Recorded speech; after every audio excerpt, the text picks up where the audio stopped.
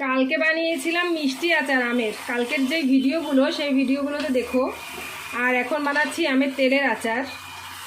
আমি রোদে দেবো না আচার, রোদে দেওয়ার ঝামেলা ছাড়াই আমি আচার বানাচ্ছি। তো কারো যদি আচারের রেসিপি লাগে সে আমার কাছে চেয়েও আমি দেবো, কমেন্ট বক্সে কমেন্ট করো, আমি দেবো। আমার আচার অনেক দিন পর্যন্ত ভালো থাকে আর আমি অনেক আচার বানাই, অনেক। এবার কুলের সিজনে প্রায় 10 কিলোর ওপরে কুলের আচার বানিয়েছি, আরও বেশি হবে।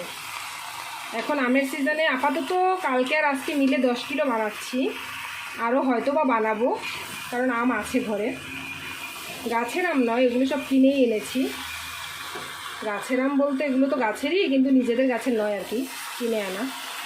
যাই হোক, কে কে আচার বানাচ্ছ, আমার মতো আচার বানাতে ভালোবাসো জানিও। আমি কিন্তু খেতে ভালোবাসি না, খেতে ভালোবাসি না বলতে অত না, দরকার হলে। আর কে কে খেতে ভালোবাসো আমাকে জানিও।